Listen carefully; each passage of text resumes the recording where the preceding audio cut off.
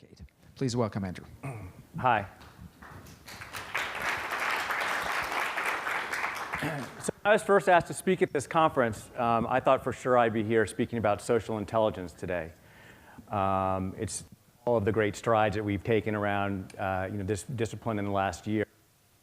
When the GRIT report came out this year, and I saw that several of the community providers had really lost their ranking when it comes to sort of innovation around communities, I thought it was really important for us to take a few minutes to talk about this. And for two reasons. One, I still think communities are by far one of the best ways to interact with, to develop relationships with, and understand consumers. And two, I think there's a real opportunity for us all to work together and really help reinvent the space, which I think is incredibly important, given the fact that communities are the fastest growing methodologies, and it's a $2.2 billion business. So while we hear a lot about social intelligence and all these other new disciplines, this is a really critical one for us to make sure we understand and keep forward. So what I'm going to do today, because I have a very limited amount of time in 20 minutes, I'm going to talk about the challenges and the frustrations we hear from clients, and about how we can actually take advantage of those and really create a path forward for the community discipline overall. So what I'm going to talk about today is first, I'm going to talk about size. How many people is right? How many people do I need to have in my community? I'm going to talk about duration. You know, for a long time, everyone thought about we need to have this 24/7, 365 community. Is that really necessary? We're going to talk about integration. We just heard Manila talk about the importance of having frameworks and talking about being able to bring sort of the right sort of research rigor into communities, which is critical. And last but not least, I'm going to talk about scale. We're in a global environment, and clients' needs are not about just being able to provide these things in a single region, but how can we really take advantage of this across the world? So let's first start and talk about size. And size does matter, because we run communities for as few as 100 members. We run some that are as many as 10,000 members. And I think what's important to understand is that the community environment has changed, right? It's no longer just about doing qualitative exercises. We just heard our friends talk about people are looking at quantitative exercises now and what's the right number. Okay? So this becomes really important. We're also seeing providers starting to integrate text analytics and social monitoring into these communities so we can really start to understand at scale what these consumers are talking about. Again, there's not a right number that we should look at, and it's really important that we understand that. I'm going to give an example here of how we had a client who was really interested in doing a co-creation project with some key clients. Okay, they wanted to create a premium product. It was really important for them to look at and understand this specific segment. But what they did is they went out and selected these 50 members from an existing community. It was a larger community, and it was great for them because they knew the members, they knew about their habits to date, and they could really think about what that meant across the project. And in a very short period of time, a little under 3 months, they were able to help They were able to help go and not only help understand sort of and articulate the benefits, they were able to help them go through and look at the product name. They were able to help looking at packaging designs, and they were able to really help with communications. So back to the question earlier, how are communities important? What can they help with? There are a lot of areas that they can help clients with. And here, in this particular instance, not only was it able to help the client, but it saved them significant time. So here they took 2 to 3 months to do the same sort of evaluation that it would have taken them 6 months and considerably more money to do. So it is important to think about size. And in this particular instance, one other thing is important to note is that we were able to go back to the larger community and do check-ins throughout the project to make sure that this group of 50 were really on point and understanding what we were talking about. The next one I'm going to talk about is duration. For a long time, everyone talked about this whole idea of 24/7, 365 community that's always on. And quite frankly, I believe that that's a fantastic thing to do. If you can listen to your best consumers all the time, understand trends, and be able to do that, that's a fantastic asset for any company. However, not every company can do that. They don't have the time or resources internally. As we know, it takes a lot of commitment and a lot of focus to run a successful community. Therefore, we have to start thinking differently. We have to start thinking differently about durations. We have to start thinking differently about, is it right for me to do a community that's ongoing for a year? Or is it right for me to do a pop-up community that might be for a few weeks or a few months? Or, what I'm going to talk about here is an instant community, which we're seeing a lot more interest in over the past year, about where clients just want to go in and get a qualitative and quantitative feedback in a couple of days. They have an answer, And the thing that they really have learned to understand and bring from communities is that ability to have member-to-member communication, where we're not just asking questions, but we're really starting to hear back and understand what the community members are thinking about. So here, in this particular instance, we were able to go out, set this up in just a couple of days, get it into market, and give the client within sort of 48 to 72 hours, start giving them feedback about this particular initiative. This initiative was about a video that they were creating for an in-store sales promotion, and it was critical for them. And here, we were able to get information back in such a timely manner that they were able to have it in time for the editing of that video and also start thinking about what they would do for the foundations for others. And again, the point here is that you can do qualitative and qualitative exercises inside of a community, and they don't have to be 365 days a year. You can get the same sort of benefit of listening to your consumers in a very short amount of time as you can for a longer amount of time. So this is, again, a very important thing as we start to think about the community discipline moving forward, not to be trying to take out the communities and say, this is the only way you should do it. We really need to think about what is right for our clients. So whether it's about the time, whether it's about the size, these are all things we really have to consider very carefully.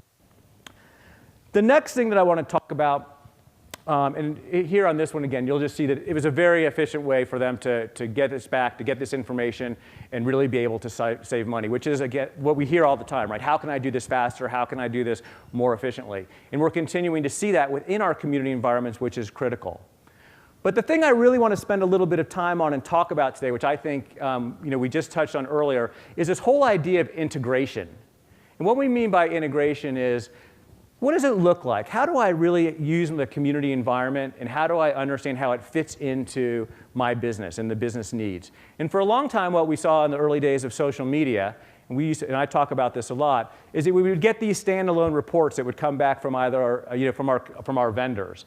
And the companies would look at it and say, well, how does this work with the other things that I'm doing? And so we spent a lot of time really focusing on and building frameworks that can be used within the same frameworks that we use outside of our community environments, inside of our communities. We just heard some conversations about how that's important to have this. But the reason that that's important is because it gives our clients a way to really look at this information and to be able to put it back in actively into their businesses. And that's always been a challenge. But here's another, so when you think about where community started in the beginning with this whole idea of I'm going to do maybe a survey or a discussion. We heard, I think in the early days we saw a lot of this whole idea of a community panel. We moved into this concept of we're now going to have sort of a more active, member-to-member relationship. And then over the past few years, we've really focused on this whole idea of consumer engagement. How do I get my consumers together? How do I engage with them over time? And how do I create an environment where we don't have to, pay everyone for participation, but how can we create this intrinsic relationship? How can we create this motivation? How can we create this relationship with our consumers? And certainly we can do that by providing them fun and interesting events or activities. And certainly we can do that by finding people who are interested in what they're doing. But we're even starting to see additional ways that we can look at consumers because of this relationship that we built. And I'm going to talk a little bit about our friend Grace. So Grace is a community member. And what's interesting about this particular example is that in the community, Grace can talk about her shopping needs and how she goes out and maybe will interact with the beauty category and purchase her cosmetics, right? But because we've built this relationship with Grace in our community, because Grace has now begun to trust us and understand who we are and what we're doing, she's now downloading an application that allows us to really look at her behavior, right? Being able to look at that both on her PC and her mobile phone. And so while Grace has talked to us very simply about this whole idea of, yeah, I go onto Amazon and I purchase my cosmetics, what we really find is when we can dig into Grace's background and look at this, integrating this behavioral data, we can see that that there's a much deeper story, right? And that the story is that Grace actually spent 42 minutes, she visited a handful of sites before she made this decision, and then she was able to go in and do that. And again, the reason that we're able to get these individuals to participate and allow us to do this type of information is because of the relationship that we've built within this community environment. So again, as we think about communities, we think about our community is going to be innovative, we think about the kinds of things that we need to do. This is, again, another example, right, of how you can use the relationships that you're building inside these environments to really make them differentiated and innovative. Finally, the one thing that we also hear in addition to size and duration and how do we integrate this within. We also hear a lot about scale, okay? A few years ago, it was more than enough for us to have a community that might be operating in a single, let's say in North America, and we're doing very well in a language. But businesses are no longer regional, right? Businesses are global. And what companies are really demanding now is the ability to really use any sort of research methodology on a global scale. And communities are one of those. But again, back to the original concept, does it make sense to have an ongoing community globally, right, in multiple languages and multiple regions? So let me give you an example where there's a community that's been operating very successfully in North America, right? A large community, many thousands of members. But they really they wanted to go out and enter into a new category. And they really wanted to go and put with a new product. And so they needed to understand a number of different regions around the world. And rather than going back and saying, we need to have a community of X number of members, it's going to last for this amount of time, what they said is an entry point, well, let's go out and let's do a pop-up community. Let's go and spend 3 months, and let's create not necessarily what will be an ongoing community, but a short-term community. And let's understand all of those things in market. It's really critical, I think, to make this point, is that for a long time, everyone believed that we could operate these global communities from hubs. We could really understand kind of how they were operating, and many times even look at them in English. But what we're finding time and time again is that to really be successful with community members and build relationships, that you have to have people on the ground. You have to have people that are moderating these communities in language, that understand the current events in those regions that are taking place, and to really be able to satisfy their needs. So in the example here, we took the large community. We were then able to go through and use local moderation, right, and then really start to help uncover insights in all of these individual markets. Right? So we were able to go back and start understanding what's a day in his or her life. We were able to look at how the product reviews in those markets. We were able to talk to those consumers about their unmet needs and frustrations. And we were really able to understand their path to purchase. So again, this is another, I think, great example of how we've had a larger community complemented by smaller communities in language around the world to really help solve the scale problem. Because what we will learn is that scale is not always going to be the same, and it's not always going to, again, require the same amount of investment or commitment to the discipline. So just in closing, what I'd really like to share with everyone today is that I do believe that communities are incredibly innovative, and there are so many different things that we can continue to do within that environment. But I think that it's up to all of us, right, to think differently about the things we've done in the past. And hopefully when we come back to the conference next year and we've all got a chance to see the GRIT report, what we will see is that together we can make a difference and that we can continue to get community providers to be viewed as very innovative. So thank you very much.